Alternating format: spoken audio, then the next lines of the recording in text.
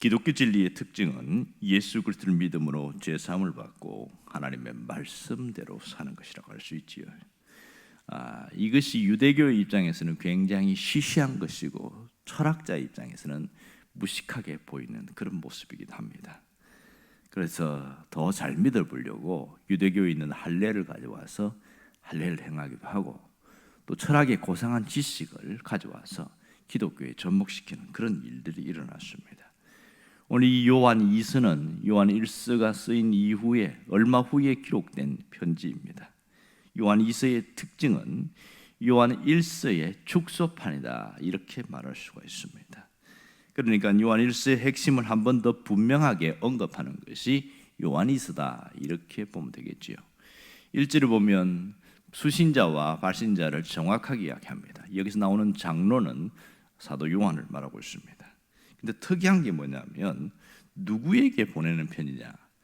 택하심을 받은 부녀와 그의 자녀들이다 이렇게 말합니다. 보통 이제 서신서를 쓸 때는 교회들에게 쓰는 편지가 일반적인데 요한 2서의 특징은 이거는 교회에 보내는 편지가 아니었습니다. 한 사람에게 보내는 편지였어요. 그러니까 부녀와 자녀들인데 5절에 보면 부녀여 이러면서 명확하게 이야기하고 있습니다. 이름은 말하지 않지만 이것은 믿음을 가진 신실한 믿음을 가졌던 그 사람에게 보내는 편지라는 것을 알 수가 있습니다. 굉장히 특이한 부분이죠. 나이가 아마도 상당히 많은 사람 같기도 합니다. 그 한 사람에게 깊은 그 사랑과 애절한 마음을 갖고 이 편지를 쓴 것을 알 수 있습니다. 사실은 누가복음과 사도행전도 누가가 썼는데 둘 다 데오빌로 각하에게 쓴 편지입니다. 한 사람에게 쓴 편지긴 하지만 이 데오빌로라는 어떤 그 로마의 권력층, 귀족층 중에 최고위층에 있는 사람인데 그 사람에게 쓴 편지요 복음서이지만 여전히 그것은 또 헬라인들에게 쓰여진 복음서다 이렇게 말하는 것을 보면 이 부녀여 이 한 사람에게 한 것이지만 거기에 있는 각 가정에 있는 믿음의 사람들에게 쓴 것이다 이렇게 표현할 수 있습니다. 또 하나의 특징은 내용상 진리와 사랑에 대하여 강조하고 있습니다. 요한 2서와 요한 3서가 다 같이 강조하는 것이 진리와 사랑인데 특별히 2서에서는 진리라는 면이 훨씬 더 부각되어지고 있습니다. 여기서 진리는 예수님을 말하고 있습니다. 예수님이 진리고 사랑은 뭐냐? 신앙의 삶을 말합니다. 사랑의 수고 이렇게 하는 것처럼 신앙의 삶, 그러니까 기준은 예수님이고 어떻게 살아야 되냐? 사랑으로 살아야 한다. 이것이 핵심인 것이죠.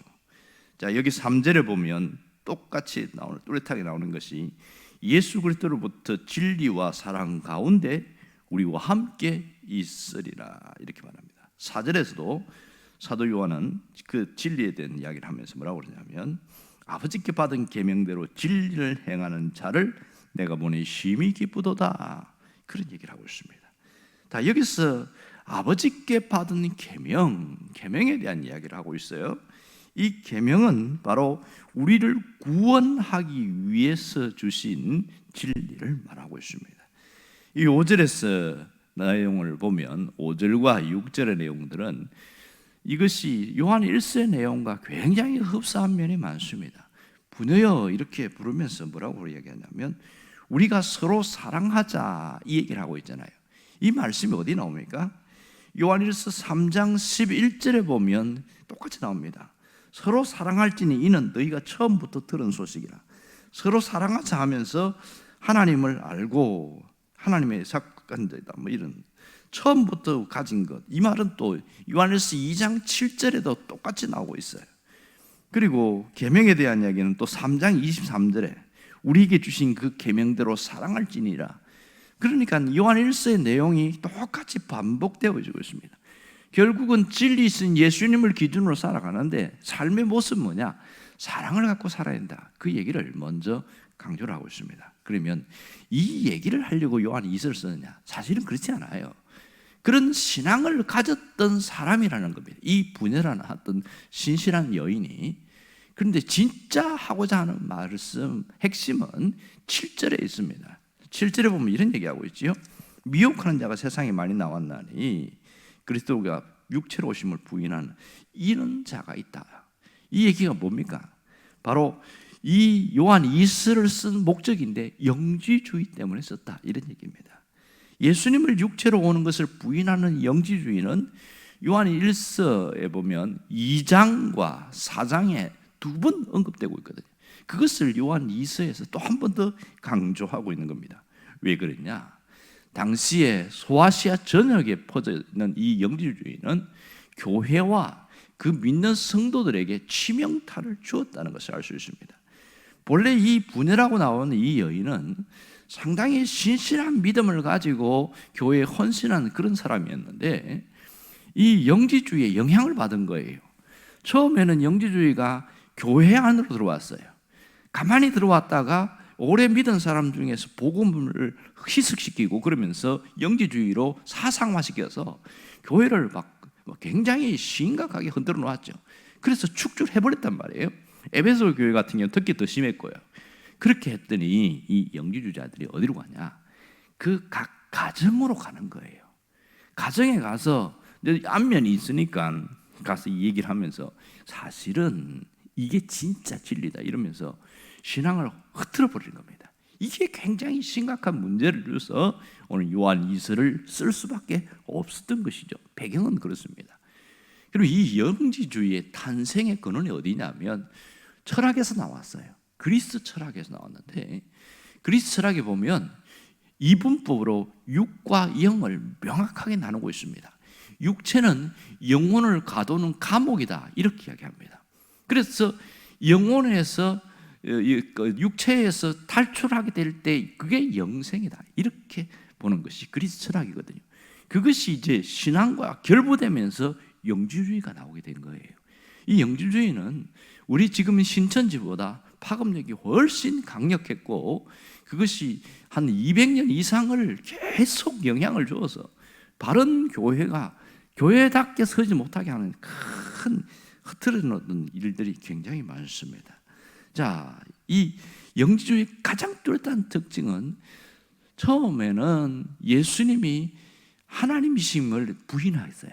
그러다가 말이 바뀌기 시작합니다. 왜냐하면 정언자들 나오니까 내가 봤다니까 그분이 무리로 걷는 것도 봤고 나사로 살리는 것도 봤고 막 이러니까 자기들의 그 논리가 무너지잖아요. 그래서 말 바꿨어요. 예수님이 육체로 오신 것을 부인하기 시작하는 겁니다. 그래서 예수님의 인성을 무너뜨리는 거예요. 사실은 이 철학 자체가 육체는 가정하고 죄와 속해 있고 더럽고 이렇게 돼 있거든요. 영혼만 거룩하게 봤기 때문에 그 영지주의가 이 파급력이 굉장히 강했던 겁니다.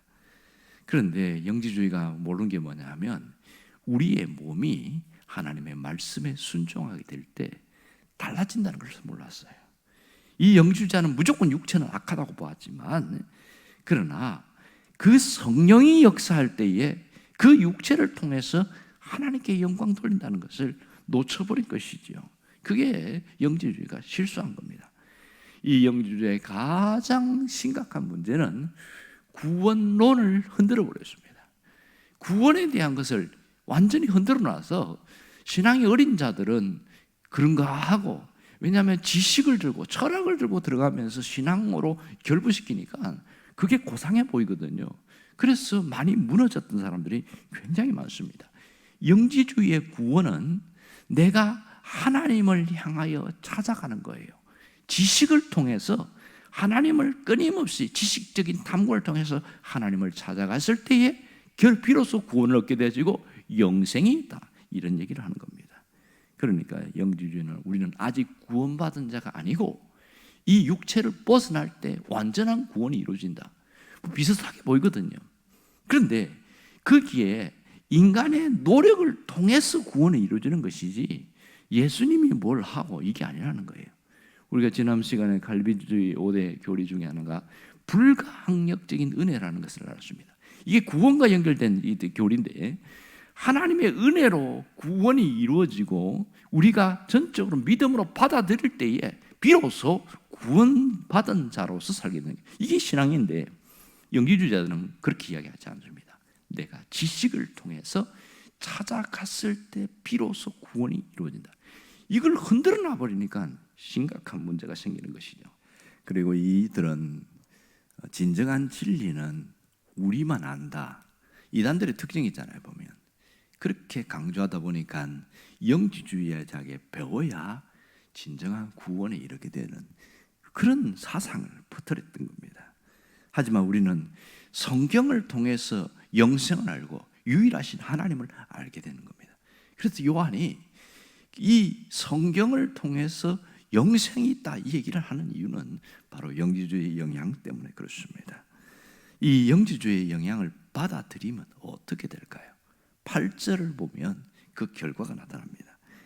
그들의 사상을 받아들이면 상을 빼앗기게 된다는 겁니다.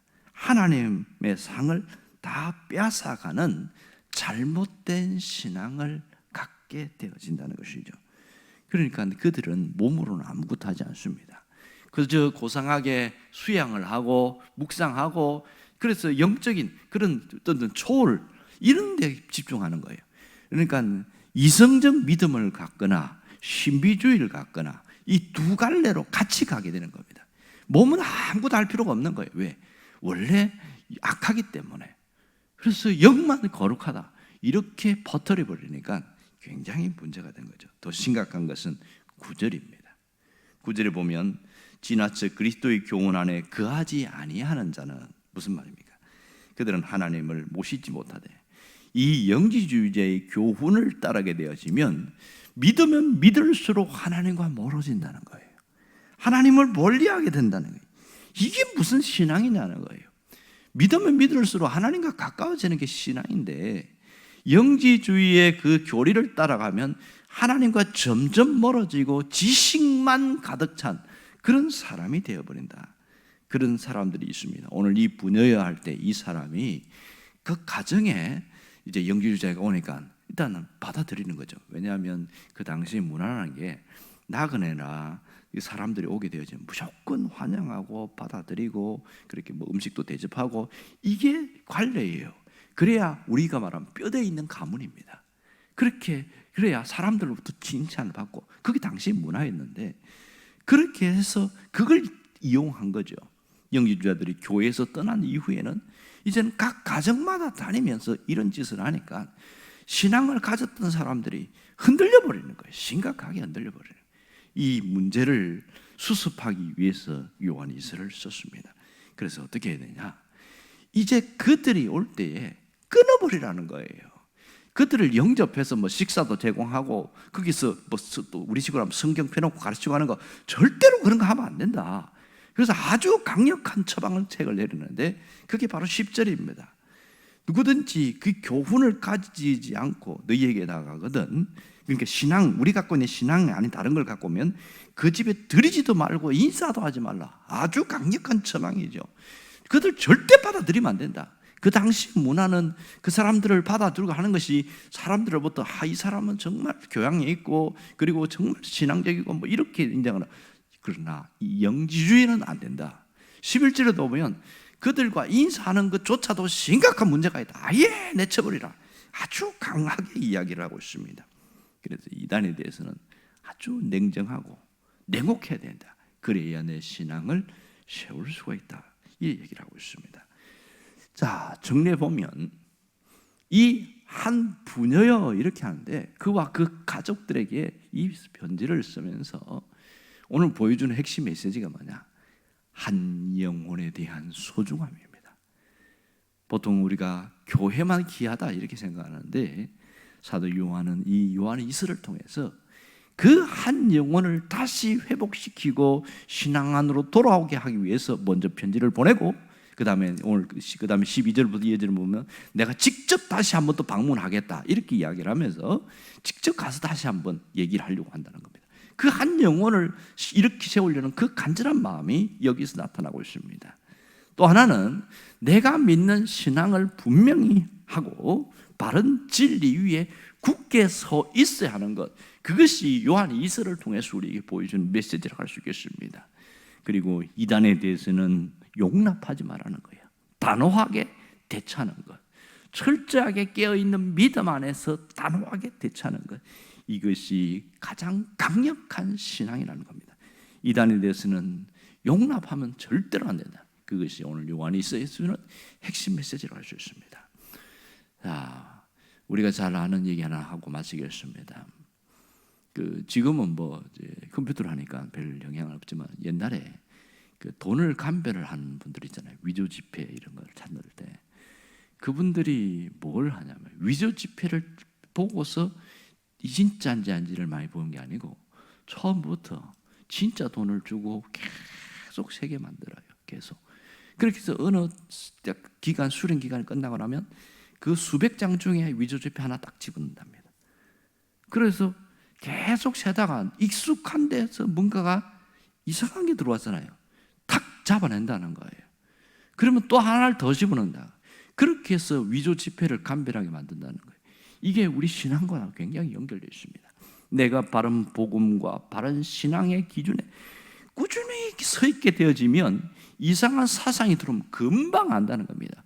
이단에 대해서 많이 알아서 우리가 이단을 이기는 게 아니라, 바른 진리와 복음 위에 서 있게 되어지고 견고하게 되어질 때는 어떤 이상한 사상들이 들어오면 금방 분별해내고 이겨내고, 이게 뭔지를 알 수 있다는 겁니다. 그래서 오늘 우리가 믿는 그 신앙의 소중함을 잊지 말기를 바랍니다. 기도하겠습니다.